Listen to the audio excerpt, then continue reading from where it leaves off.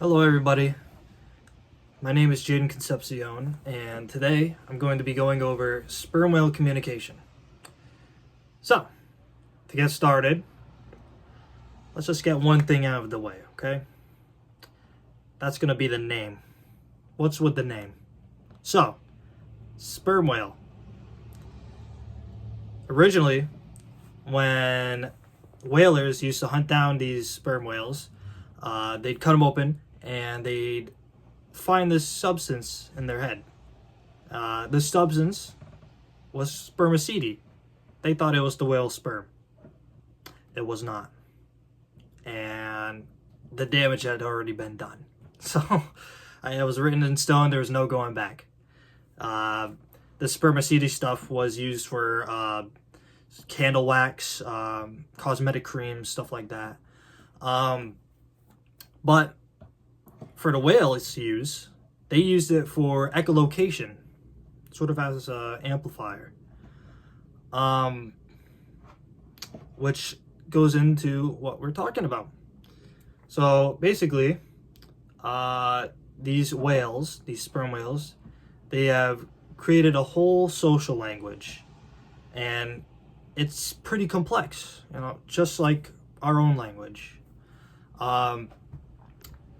When I first started learning about sperm whales and their communication, I was immediately hooked.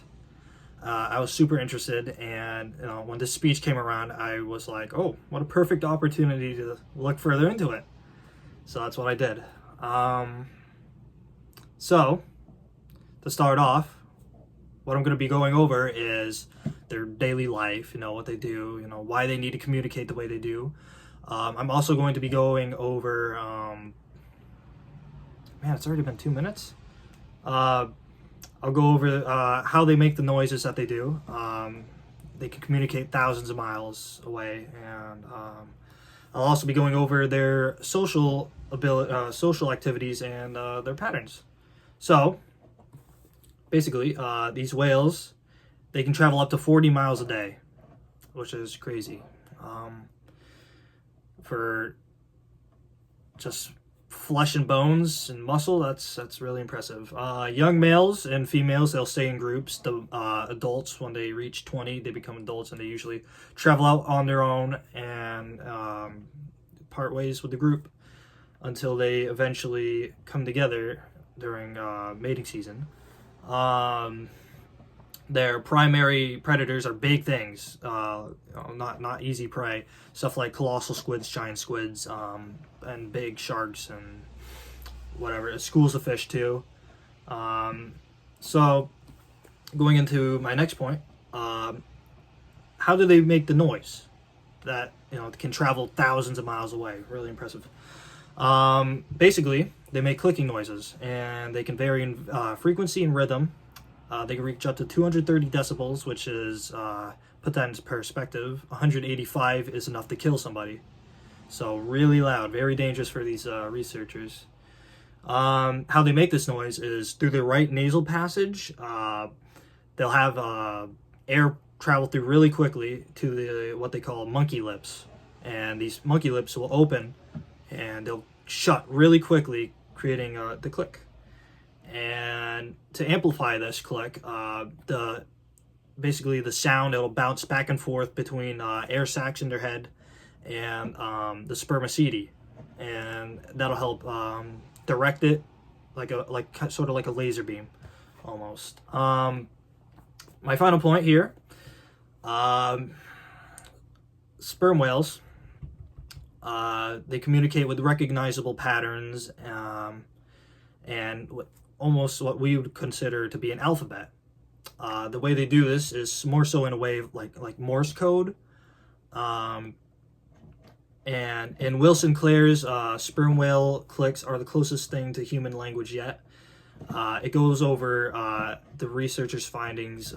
They monitored over 9,000 whales, and they discovered that there are 18 different codas. They discovered more originally, but due to them, these whales using what we'd maybe consider slang, they weren't actually different codas. They were just repeat codas using different sounds. They also discovered that there's hundreds of different patterns that they use, but only 156 of them have been discovered and have been added into the phonetic alphabet. So what this means is that these whales aren't just making random noises. They are communicating and they're understanding what's being said. This is in part why they're able to come to a consensus when it comes to group decisions. What they'll do is they'll gather in a group, they'll communicate for an hour or so, and they'll decide how far do we want to go, how fast do we want to go. They just, when do we want to feed, whatever. They can strategize too. For example, like if a threat comes to them, they'll gather in a circle and they'll cover their young and they'll flip their tail and to ward off any predators. An interesting quote I found from Shane Garrow in Colbert Elizabeth's article Talk to Me. It states, sure, they won't have a word for tree, and there's some part of the sperm whale experience that our primate brains just won't understand. But those things that we share must be fundamentally important to why we're here. And I thought that was really interesting. So that's why I added it. In conclusion, we went over, their lifestyles and, why they need to communicate, traveling 40 miles a day. Went over how they make their noises. That makes it so they can make noises that go thousands of miles. And finally, we went over their social behaviors and their language, phonetic alphabet, whatever. So what I hope you take out of this is that a lot of people, they think there's just one high being, and our brains are very peak. But what I want you to take out of this is that maybe these other species weren't so far behind. Maybe they were that close to being the top, and then we would have been in their position. And I think that's a really interesting thought. Thank you for listening. I know this was long, and I tried going as fast as I could. But if you have any comments, you want to talk about it some more, I'd be very happy to.